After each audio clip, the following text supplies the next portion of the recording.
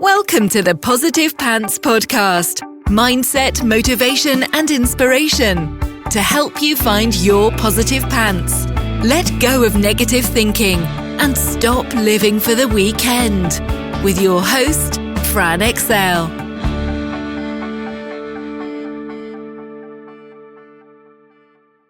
So welcome to the show. As always, it's Fran Excel Mindset Coach, helping you find your very own pair of positive pants so you can get out of your own way and live a life that you love. Thank you so much for joining me. I'm very grateful you've chosen to put me in your earbuds today. Please do hit the subscribe button so you don't miss anything, and do leave me a review. I love reading them, and it really helps me get found by other people who need to hear what I share. I'd also love you to email me your mindset and productivity questions or topics you'd love me to cover to hello@franexcel.com, because I know a lot of you think I'm inside your heads because you tell me all the time. But if I don't know what you need, I can't give it to you. So let me know.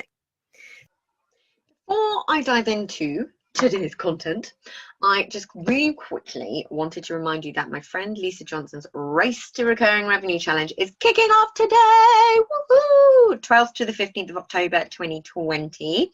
So there's still time for you to get involved. You can sign up through the link in the show notes or through my bio on Instagram to learn how you can create passive income in your business, whether you're an established business or a complete newbie. I know loads of you are in the Facebook group already, and it's going to be loads of fun. I'm in there too, and there are prizes involved. I really do believe that just having the knowledge and understanding of what's possible, what's out there, what's outside the box, that could give you everything you want in life is a game changer. So please do give yourself this. I also know loads of you will have some gremlins going on around why you may or may not want to get involved. And just having the knowledge, even if you decide to do nothing with it, is so worth it. So if you do have a couple of gremlins going on, then hopefully this episode will help you know if you're not going for this or for some completely different opportunity because of self-sabotage or a genuine, do you know what, it's not just for me, because there is a big difference. So into the content. Are you actually aware of how you sabotage yourself? We all have behaviors that we're painfully aware of when it comes to self-sabotage. The ways that we get in our own way, or the behaviors we perform to directly sabotage getting the things that we want or doing the things that we know are good for us. Some can be really obvious, others not so much. Some we absolutely recognize as self-sabotage, others not so much. But there's two main keys to overcoming self-sabotage. There's how you're self-sabotaging, and there's why you're self-sabotaging. And once you have those two kind of key pieces of the puzzle, the rest is far easier to work on. You can't work on what you're not aware of, right? So how do we start to identify the ways that you are doing this, the ways you're self-sabotaging, and what do we do about it? Now, it's actually a really complex subject with a lot involved, and is really personal and individual to each person. It's based on strategies that we learned in the past, usually in early childhood, that will have served us at one point, which is why it's so hard to change them, right?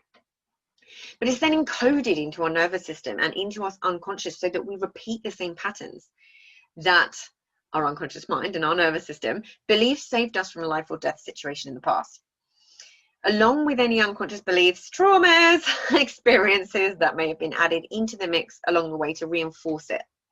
So you can see it's complex, but there is something that we can do about it. We will always find ways to sabotage things. It's how we're wired, but we can make sabotage conscious. So we get that power of choice back.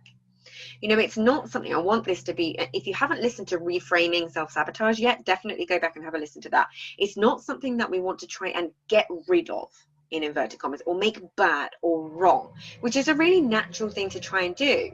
It's something we learn to work with, so it's not constantly working against us. And it's something we learn to recognize and then make conscious so we can get the power back to make a different choice.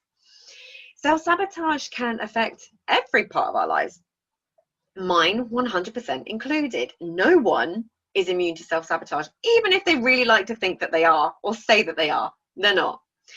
you know, your health, relationships, business, careers, friendships, every element, every aspect and facet of life. It's something that I'm really, really fascinated by and passionate about helping with, because it doesn't have to be so difficult, right?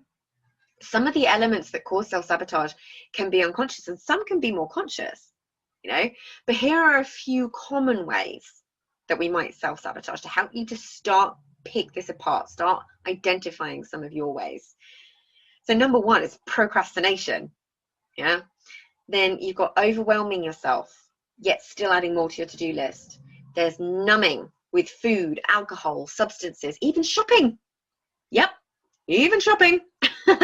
Being late all the time, not saying no, not taking opportunities you know could help move you forwards, like going to an event, joining a challenge, wink, wink, nudge, nudge, you know, not responding to a potential client. How many times have we done these things? You know, doing something you know will have a negative consequence for you or someone else. Not doing something you know is good for you. Breaking promises, needing everything to be perfect, comparing yourself to other people, expecting yourself to do something but not actually putting any time or energy towards it, but yet still expecting it to be done. You know, you put reasons and excuses on other people or circumstances for why something isn't done. You ignore the signs telling you that you need a break. Netflix binging until 2 a.m. so you're too tired to work effectively the next day. Overcomplicating things, not sticking to a routine and winging things, not understanding your finances, overworking, not taking responsibility and blaming others, telling yourself I can't, telling yourself I don't have time, telling yourself it's not the right time, telling yourself I should, have to, must. I'm sure some of these are familiar, right? All of these things serve to reinforce something in some way, whether it's an unconscious belief or something else. For example, you might sabotage a relationship to unconsciously reinforce your belief that you aren't good enough. Same with your business. You might not take an opportunity for something that will move you forwards because of an underlying belief that you're not good enough and won't be successful. Or that if you do become successful, that means that you could lose friends and family. So you can see how the behavior of not doing the thing to move you forwards keeps you safe and protects you from your unconscious truth as it stands before you work on it. That when you're successful, you'll lose everyone you love. So it makes sense, right? So your unconscious works against what you consciously want. As I mentioned, the behavior could have helped you at some stage in your life as a coping or protection mechanism. It would have helped you. It just doesn't serve you now. So your autonomic nervous system gets involved too. You know, responsible for fight, flight, freeze, or fawn responses. You probably will have heard of fight or flight, but actually freeze or fawn, I'll talk about a little bit less. So fight is attack mode.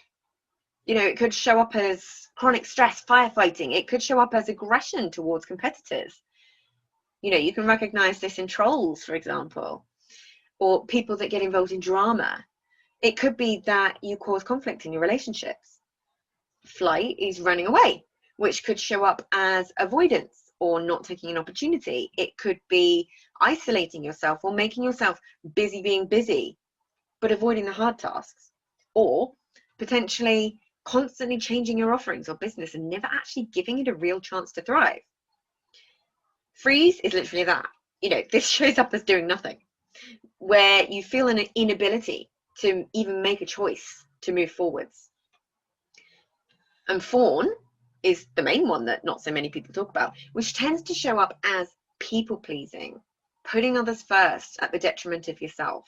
I'll go in depth into these more in future episodes, but I thought it would just be really helpful for context when we're talking about this and talking about self-sabotage and helping you identify behaviors, because you'll be able to categorize some of these behaviors that you do recognize into these responses and bring them into the conscious and see how they might actually be holding you back. Ooh, if I do this behavior, then that happens, right? As with everything I teach, awareness is the first key to change and becoming aware of your thoughts and responses. So recognizing what you feel physiologically. Where do you feel it in your body? Where does it show up? What happens? You know, for me, like anxiety, for example, would show up in my stomach as almost like a bubbling feeling. And I might feel a tingling in my face and my skin getting hot. Where does it show up for you? Learning how to regulate your nervous system and knowing when it's activated plays an important part. The free stress to success meditation that I made for you guys actually does just that. It activates the parasympathetic nervous system. When fight or flight is activated, your sympathetic nervous system is into a state of hyperarousal. The parasympathetic nervous system helps you bring everything back down to a balance and helps you get back on with your day. So getting out of the hyper-aroused state of stress and overwhelm to bring in more balance.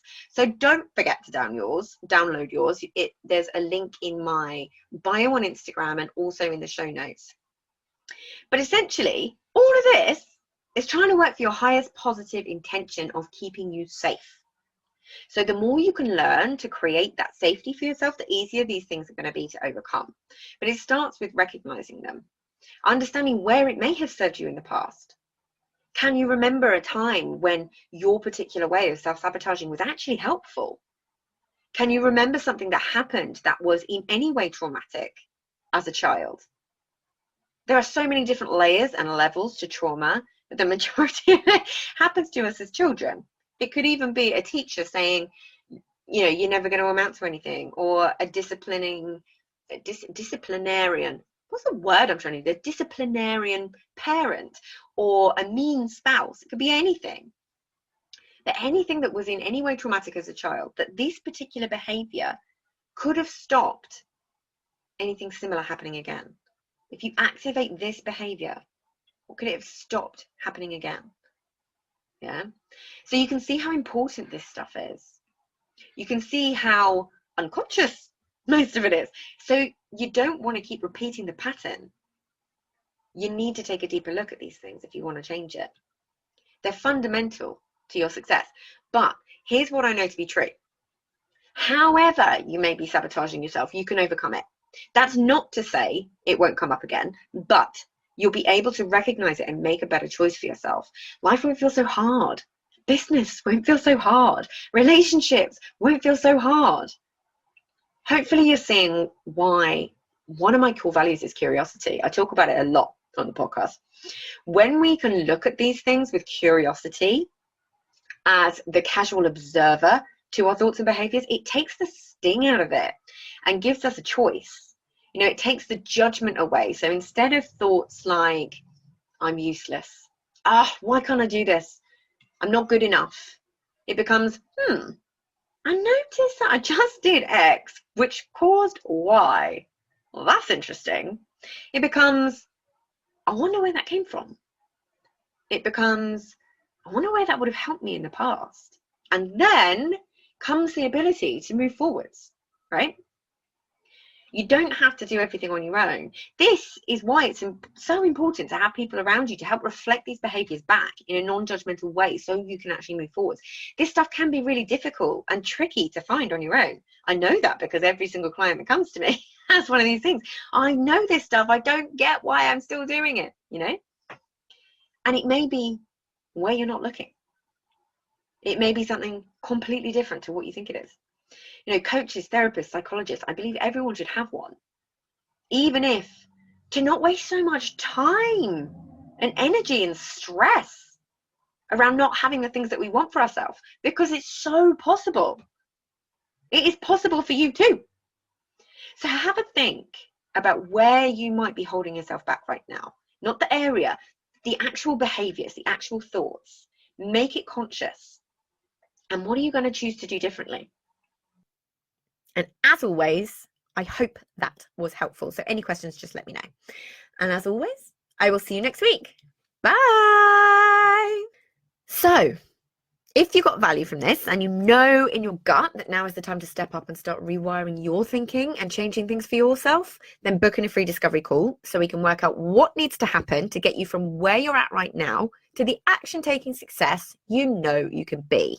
And if you want my eyes and ears on your problems, I work with people one-on-one and through my Proactive Pants Mastermind. So stop waiting for if and when and decide to change things now, because you can.